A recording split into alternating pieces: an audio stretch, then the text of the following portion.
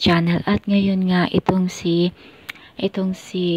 Hope ay nalaman niya na ito ay may girlfriend, itong si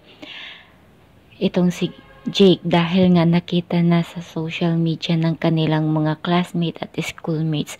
Pinag-uusapan ng mga schoolmates nila Hope at nila Jake ang litrato na kung saan ay nakita sa social media na ito ay si Jake ay may kasamang isang babae na Indonesian. Nakasuot pa ng dambana sa buhok nito. So ayun, hindi na nakatiis itong si Hope.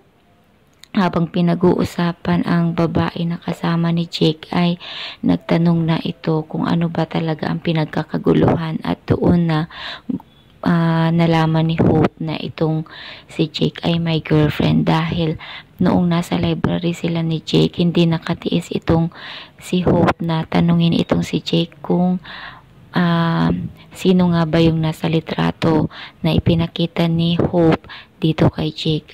At sinabi ni Jake, si Olan, ayan. And then sinabi ni Hope, hindi mo lang sinabi na may girlfriend ka pala. Kailangan hindi naglilihim pag magkaibigan. And then nagsorry itong si Jake at binigyan ito ng panyo itong si Hope dahil umiiyak na ito. And then hindi tinanggap ni Hope ang panyo at umalis na lang ito sa harapan ni Jake. At ayun, malungkot na naman itong si Hope sa kabila ng pinagdadaanan nito sa problema ng kanilang family. And then ngayon nga ay magkakaroon ng isang salo-salo ang family nitong si Gabriel dahil nga birthday ng isa niyang kapatid. At syempre ay e-eksena na naman dito itong si Sonia. Iimbitahan ni Sonia itong si Marisa para sa celebration ng birthday ng kanyang kapatid.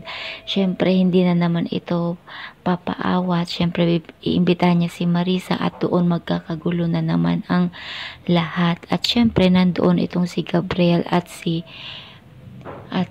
Elise at ang kanyang family. Syempre nandoon din si Hope.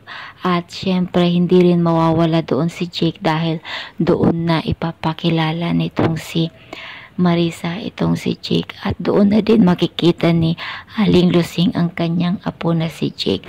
So doon na magkakagulatan, and then itong si Aling Lusing ay magugulat sa malalaman niyang katotohanan na kung saan ay isasabihin ni Marisa na ang nagpapatay sa kanya kung kaya siya ay nagtago sa Indonesia ng mahabang panahon dahil ipinapapatay siya nitong si Elise. So talagang magugulat si Nanay Lusing dahil sa pagsasabi noon ni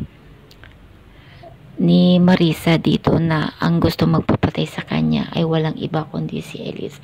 Hindi agad maniniwala itong si Aling Lusing dahil itong si Marisa ay sinungaling sa harapan niya. At syempre kahit hindi siya maniwala agad dito kay Marisa ay mag-iiba ang pagtingin niya dito kay Elise. At hindi rin ito makakapagtiis itong si Aling Lusing. Tatanungin niya itong si Elise kung totoo nga ba ang sinasabi nitong si Marisa na siya ang tunay na nagpapatay dito kay Marisa. At syempre magugulat itong si Elise kung bakit natanong yun ni Aling Lusing sa kanya. At itong si Gabriel naman ay takang-taka nang makikita niya itong si Marisa sa okasyon ng birthday celebration ng kanyang kapatid, at kasama pa itong si Jake na may dalang isang malaking regalo. At itong si Hope syempre naman ay magugulat gaya ng pagkagulat niya nung maalaman niya na itong kanyang daddy ay mayroong anak sa labas at meron siyang kapatid sa labas. At doon ay itong si Elise ay hindi makapagpipigil at pagbubuhatan niya itong si Marisa ng kanyang kamay, subalit pipigilan naman siya ni Gabriel na gawin yun.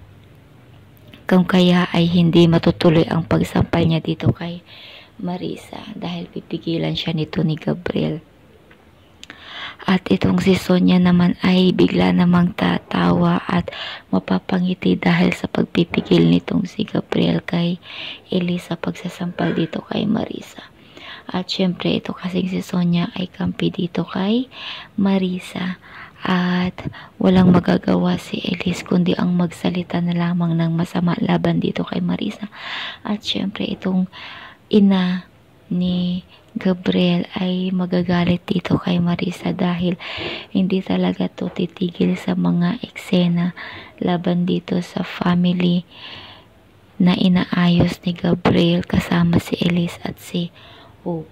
Maaayos pa nga ba talaga ang family ni Gabriel kasama si Elise at si Hope or hindi na, kasi nga may isang tagapagmana na siya na lalaki, walang iba kundi si Jake.